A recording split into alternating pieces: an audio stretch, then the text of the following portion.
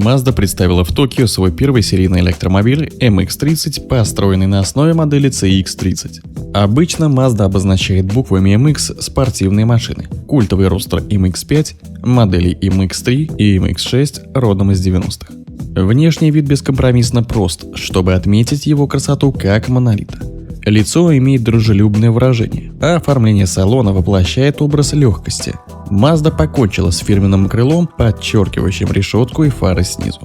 Электромобиль получил модные кроссоверные накладки по периметру кузова, а своими квадратными колесными арками MX-30 напоминает RAV4.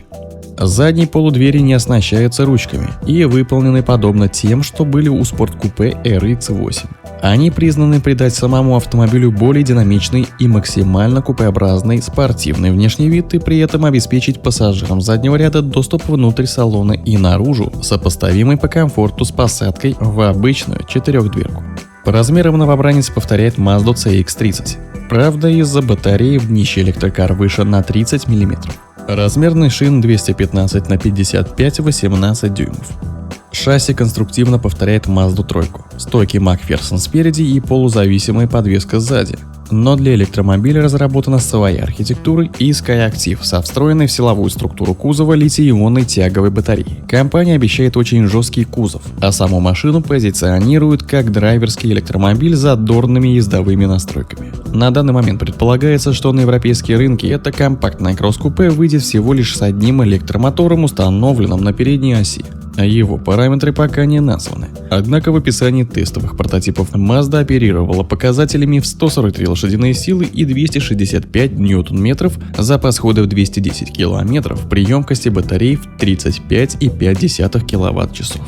Система Skyactiv включает в себя двигатель, аккумулятор, инвертор, преобразователь постоянного тока и одноступенчатый редуктор, объединенные в один высоковольтный блок, который установлен в передней части машины и надежно защищен от возможных повреждений.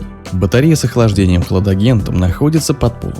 Заряжается от станции постоянного тока и переменного до 6,6 кВт. А еще Mazda MX имеет электромобильную версию системы G-Vectoring Control Plus. Это программная настройка, которая варьирует тягу двигателя в зависимости от угла и интенсивности поворота руля, скорости и действующих на автомобиль ускорений. Комплекс безопасности iActiv-Sense вобрал в себя автоторможение с распознаванием пешеходов и велосипедистов. Салон отличается простотой и простором, отделка из синтетических и переработанных материалов, а центральный тоннель украшен вставками из пробки. Из особенностей парящая центральная консоль с 7-дюймовым сенсорным экраном, оснащенным интерактивным интерфейсом для управления климатической системой. О багажнике сказано, что он вмещает 4 чемодана длиной 115 см. Для мелочевки есть подполье. Mazda MX-30 встает на конвейер в следующем году. Уже открыт прием предварительных заявок в Японии и Европе, хотя цены пока не названы. Старт продаж намечен на вторую половину 2020 года.